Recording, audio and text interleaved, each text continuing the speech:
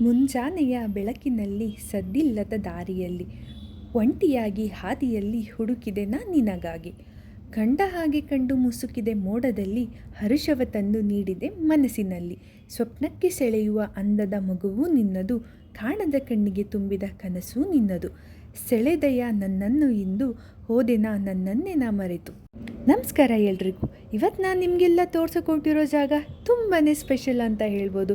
ಯಾಕಂತ ಹೇಳಿದ್ರೆ ಈ ಕಾರ್ಪೊರೇಟ್ ಕಾಡಿನಲ್ಲಿ, ಅದು ಬೆಂಗಳೂರಂಥ ನಗರದಲ್ಲಿ ಇನ್ನೂ ಇಂತಹ ಕೆರೆಗಳು ಜೀವಂತವಾಗಿದೆ ಅಂತ ಹೇಳಿದ್ರೆ ಇದು ನಮ್ಮೆಲ್ಲರ ಹೆಮ್ಮೆ ಕೂಡ ಹೌದು.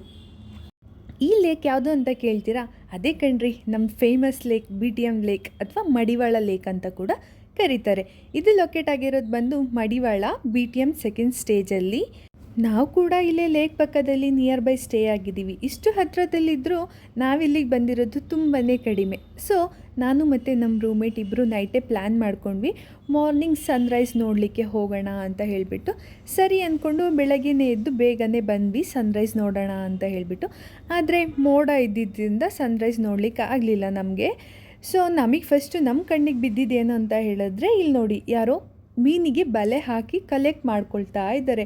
ನಾವು ಫಸ್ಟ್ ಹಾಗೆ ಅಂದ್ಕೊಂಡ್ವಿ, ಬಟ್ ಅವ್ರು ಮಾಡ್ತಾ ಇದ್ದಿದ್ದೇನಂತ ಹೇಳಿದ್ರೆ ಮೀನು ಹಿಡಿತಾ ಇರಲಿಲ್ಲ, ಅಲ್ಲಿರೋ ಕಸ ಕಡ್ಡಿಗಳು, ಬಲೆಗೆ ಏನೇನು ಕಸ ಕಡ್ಡಿ ಪ್ಲಾಸ್ಟಿಕ್ ಎಲ್ಲ ಸಿಕ್ಕಾಕೊಂಡಿದೆ ಅಲ್ವಾ, ಸೊ ಅದನ್ನು ಆರಿಸ್ತಾ ಇದ್ದರು ಅವರು. ನನಗಂತೂ ಅವ್ರು ಮಾಡ್ತಿರೋ ಕೆಲಸದ ಬಗ್ಗೆ ತುಂಬಾ ಪ್ರೌಡ್ ಆಯಿತು, ತುಂಬಾ ಖುಷಿ ಆಯಿತು. ಯಾರಾದರೂ ಒಬ್ಬರು ಸ್ವಚ್ಛ ಮಾಡ್ತಿದ್ದಾರಲ್ಲ ಅಂತ ಹೇಳಿಬಿಟ್ಟು ಖುಷಿ ಆಯಿತು. ಹಾಗೆ ಲೇಕ್ ವ್ಯೂ ಕೂಡ ತುಂಬಾ ಪ್ರಶಾಂತವಾಗಿ, ವಿಶಾಲವಾಗಿ, ಸುಂದರವಾಗಿ ಕಾಣಿಸ್ತಾ ಇತ್ತು. ಹಾಗೆ ನಾವಿಬ್ಬರು ವಾಕ್ ಮಾಡಿಕೊಂಡು ಮುಂದೆ ಹೊರಟ್ವಿ. ಇದು ನೋಡಿ ಶ್ರೀಗಂಧದ ಮರ. ನನಗಂತೂ ಬೆಂಗಳೂರಲ್ಲಿ ಶ್ರೀಗಂಧದ ಮರ ನೋಡಿಬಿಟ್ಟು ತುಂಬಾ ಖುಷಿ ಆಯಿತು. ನಾವು ಹಾಗೆ ಮುಂದೆ ವಾಕ್ ಮಾಡ್ಕೊಂಡು ಹೋದ್ವಿ. ವಾಕ್ ಮಾಡಲಿಕ್ಕೂ ಕೂಡ ಇದು ತುಂಬಾ ಪ್ರಶಾಂತವಾದ ಜಾಗ, ತುಂಬಾ ಸುಂದರವಾಗಿದೆ, ಹಾಗೆ ತುಂಬಾ ಕಂಫರ್ಟೇಬಲ್ ಆಗಿದೆ. ಮೊದಲು ಈ ಜಾಗದಲ್ಲಿ ಬೋಟಿಂಗ್ ವ್ಯವಸ್ಥೆ ಕೂಡ ಇತ್ತು, ಆದರೆ ಇವಾಗ ನೀರು ಸ್ವಲ್ಪ ಕಡಿಮೆ ಇರೋದ್ರಿಂದ ಬೋಟಿಂಗ್ ವ್ಯವಸ್ಥೆನ ಸ್ಟಾಪ್ ಮಾಡಿದ್ದಾರೆ. ಇವಾಗ ಬೋಟಿಂಗ್ ಆಪ್ಷನ್ ಇಲ್ಲ. ಹಾಗೆ ಈ ಮರ ನೋಡಿ ಎಷ್ಟು ವಿಶಾಲವಾಗಿ, ಎಷ್ಟು ಸುಂದರವಾಗಿ ಕಾಣಿಸ್ತಿದೆ.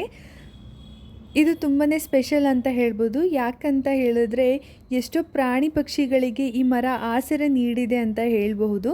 ಹಾಗಾಗಿ ನನಗೆ ಈ ಮರ ತುಂಬಾ ಸ್ಪೆಷಲ್. ಹಾಗೆ ಈ ಮರ ನೋಡಲಿಕ್ಕೆ ನನಗೆ ತುಂಬಾ ಖುಷಿ ಆಗುತ್ತೆ, ತುಂಬಾ ಸುಂದರವಾಗಿದೆ.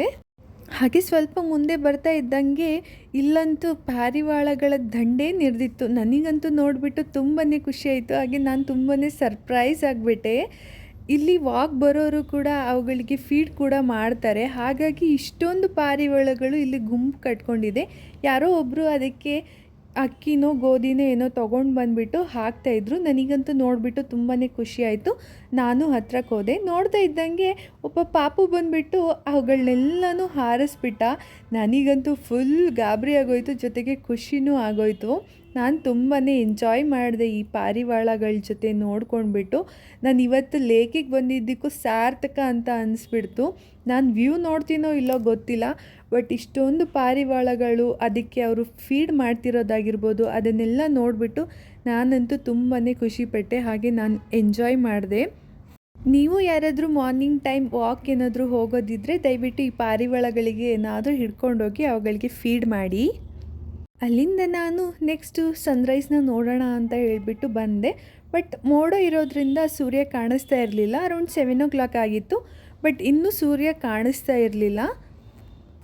ಹಾಗೆ ಸ್ವಲ್ಪ ಹೊತ್ತು ವೆಯ್ಟ್ ಮಾಡ್ತಾ ಇದ್ದಂಗೆ ಪುಟ್ಟ ಪುಟ್ಟ ಹೆಜ್ಜೆಗಳನ್ನ ಇಟ್ಟು ಮೋಡದ ಮರೆಯಿಂದ ಸೂರ್ಯ ಭೂಮಿಗೆ ಬರೋಕ್ಕೆ ಸ್ಟಾರ್ಟ್ ಆದ. ಹಾಗೆ ನನಗೊಂದೆರಡು ಸಾಲುಗಳು ನೆನಪಾದವು. ಮೂಡಣದಿ ಮೂಡುವನು ರವಿತೇಜ ಕಾಂತಿಯನ್ನಲ್ಲ, ವಸುಂಧರೆಯ ಮುಸುಕು ಸರಿಸಲು ತಮಂದವನು ಜಾರಿಸಿದನಲ್ಲ. ಉದದಿಯೋಳ್ ತಾ ಉದಯಿಸಿ ಅಂಬುದಿಯ ಅಂಬಿಗನಾದನಲ್ಲ, ಅಬ್ಬಿಯೇ ತನ್ನ ನಬ್ಬಿಯೆಂದು ಮೊದಲು ಮೊಗವ ತೋರಿದನಲ್ಲ. ಹೊಂಗಿರಣದಿ ರತಿಯ ಕಾಣದೆ ತಂಗಾಳಿಯನ್ನು ಸೋಕಿದನಲ್ಲ, ಬೆಳ್ಮುಗಿಲ ನಡುವೆ ತಾ ಮೂಡಿ ಬರಲು ಚಂದ್ರಕಾಂತಿಯೇ ನಾಚಿದಳಲ್ಲ. ಸೂರ್ಯೋದಯನ ನೋಡಿಬಿಟ್ಟು ನನಗಂತೂ ಮೈಯೆಲ್ಲ ರೋಮಾಂಚನವಾಯಿತು. ಇಷ್ಟೊತ್ತು ಕಾದಿದ್ದು ಸಾರ್ಥಕ ಅಂತ ಆಯಿತು. 8:30 ತನಕ ವೆಯ್ಟ್ ಮಾಡಿದ್ದೀವಿ ಈ ವ್ಯೂನ ನೋಡೋಕ್ಕೆ. ಮೋಡ ಇರೋದ್ರಿಂದ ಸ್ವಲ್ಪ ತಡವಾಯಿತು, ಆದರೂ ಪರವಾಗಿಲ್ಲ. ಆದರೆ ತುಂಬಾ ಸುಂದರವಾಗಿರೋ ವ್ಯೂನ ನೋಡಿಕೊಂಡು ಬಂದ್ವಿ. ನಾವಿವಾಗ ಮಕ್ಕಳು ಪ್ಲೇ ಏರಿಯಾ ಕಡೆ ಹೊರಡ್ವಿ. ಹೋಗಬೇಕಾದ್ರೆ ಆನ್ ದಿ ವೇ ನನಗೊಂದು ದೊಡ್ಡ ಮರ ಕಾಣಿಸ್ತು. ಅದನ್ನು ನೋಡಿಬಿಟ್ಟು ನಾನಂತೂ ತುಂಬಾ ಶಾಕ್ ಆದೆ. ಎಷ್ಟು ದೊಡ್ಡದಾಗಿದೆ ಅಂತ ಹೇಳಿಬಿಟ್ಟು ನೀವು ಕೂಡ ನೋಡಿ. ಈ ಮರ ಅಂತೂ ಬೃಹದಾಕಾರದಲ್ಲಿ ಬೆಳೆದು ನಿಂತಿದೆ. ಹಾಗೆ ತುಂಬಾ ವಿಶಾಲವಾಗಿದೆ. ಎಷ್ಟು ಪ್ರಾಣಿ ಪಕ್ಷಿಗಳಿಗೆ ಆಸರೆ ಕೂಡ ಆಗಿದೆ.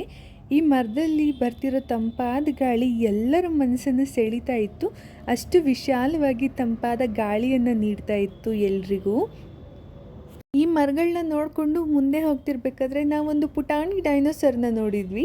ತುಂಬಾ ಚೆನ್ನಾಗಿ ತುಂಬಾ ಕ್ಯೂಟಾಗಿ ಮಾಡಿ ನಿಲ್ಲಿಸಿದ್ರು. ನಮಗಂತೂ ತುಂಬಾ ಖುಷಿ ಆಯಿತು. ಹಾಗೆ ಸುತ್ತಮುತ್ತ ಇಲ್ಲಿ ಎಲ್ಲ ಬರ್ಡ್ಸ್ ಎಲ್ಲ ಹಾರಾಡ್ತಿದ್ವು. ಹಾಗೆ ಮುಂದೆ ಹೋಗ್ತಿರ್ಬೇಕಾದ್ರೆ ಇಲ್ಲಿ ನೋಡಿ ಶೋ ಪ್ಲ್ಯಾಂಟ್ಸ್ನ ಸಾಲಾಗಿ ನೆಟ್ಟಿದ್ದಾರೆ.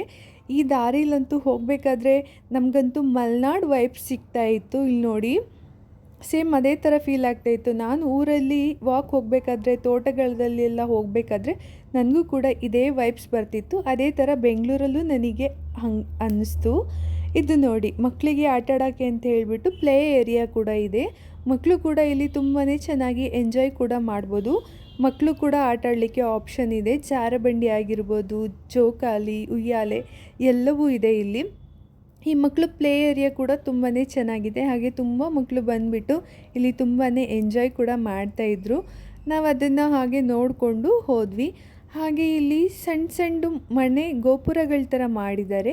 ಅದರಲ್ಲಿ ಕೂಡ ನೀವು ಯೋಗಾಸನ ಮಾಡೋದಾಗಿರ್ಬೋದು, ಮೆಡಿಟೇಷನ್ ಮಾಡೋದಾಗಿರ್ಬೋದು ಮಾಡಬಹುದು. ಆಪ್ಷನ್ ಕೂಡ ಇದೆ. ಇದು ನೋಡಿ ಈ ಕಾಡಂತೂ ತುಂಬಾ ಸುಂದರವಾಗಿದೆ. ನಮ್ಮ ಮಲೆನಾಡಲ್ಲಿ ಸಹ ಇದೇ ಥರ ಕಾಡುಗಳನ್ನ ನೀವು ಕಾಣಬಹುದು. ಅಷ್ಟು ಸುಂದರವಾಗಿ ಅಷ್ಟು ದಟ್ಟ ಕಾಡಿದೆ. ಆ ದಟ್ಟ ಕಾಡಿನ ನಡುವೆ ಎಲೆಮರೆಯಲ್ಲಿ ಸೂರ್ಯ ಉದಯಿಸ್ಕೊಂಡು ಭೂಮಿಗೆ ಬರ್ತಾ ಇದ್ದ. ಅದನ್ನಂತೂ ನೋಡೋಕ್ಕೆ ನನಗಂತೂ ತುಂಬಾ ಖುಷಿ ಆಯಿತು. ನೀವೆಲ್ಲಾದರೂ ಬೆಂಗಳೂರಲ್ಲಿ ಒಂದು ಒಳ್ಳೆ ಪೀಸ್ಫುಲ್ ಆಗಿರೋ ಜಾಗನ ಹುಡುಕ್ತಿದ್ದೀರಾ ಫ್ಯಾಮಿಲಿ ಜೊತೆ ಟೈಮ್ ಸ್ಪೆಂಡ್ ಮಾಡೋಕ್ಕೆ ಅಂತ ಹೇಳಿದ್ರೆ ಈ ಮಡಿವಾಳ ಲೇಕ್ ಬೆಸ್ಟ್ ಪ್ಲೇಸ್ ಅಂತಲೇ ಹೇಳ್ಬೋದು. ಸೊ ವೀಕೆಂಡ್ಸಲ್ಲಿ 4 o'clock ಈವ್ನಿಂಗ್ ಟೈಮಲ್ಲಿ ಓಪನ್ ಇರುತ್ತೆ. ಮಾರ್ನಿಂಗು 6 o'clock 10 o'clock ತನಕ ಈ ಲೇಕ್ ಓಪನ್ ಇರುತ್ತೆ. ಸೊ ನೀವು ಫ್ಯಾಮಿಲಿ ಜೊತೆ ಅಥವಾ ಮಕ್ಕಳ ಜೊತೆ ಬಂದು ಇಲ್ಲಿ ತುಂಬಾ ಎಂಜಾಯ್ ಮಾಡಿ ಹೋಗ್ಬೋದು. ನೀವೇನಾದರೂ ಈ ಲೇಕ್ ಕಡೆ ಬರೋ ಪ್ಲ್ಯಾನ್ಸ್ ಏನಾದರೂ ಇದ್ದರೆ ಬರಬೇಕಾದ್ರೆ ಮಂಡಕ್ಕಿನ ತೊಗೊಂಬನ್ನಿ. ಫಿಶ್ಗೆ ಫೀಡ್ ಮಾಡ್ಬೋದು. ಜೊತೆಗೆ ಆದಷ್ಟು ಪ್ಲಾಸ್ಟಿಕ್ನ ಅವಾಯ್ಡ್ ಮಾಡಿ ಪ್ರಕೃತಿ ಸೌಂದರ್ಯನ ಅನುಭವಿಸಿ ಜೊತೆಗೆ ಎಂಜಾಯ್ ಮಾಡಿ ಪ್ರಕೃತಿನ ಕಾಪಾಡಿ. Thank you for watching.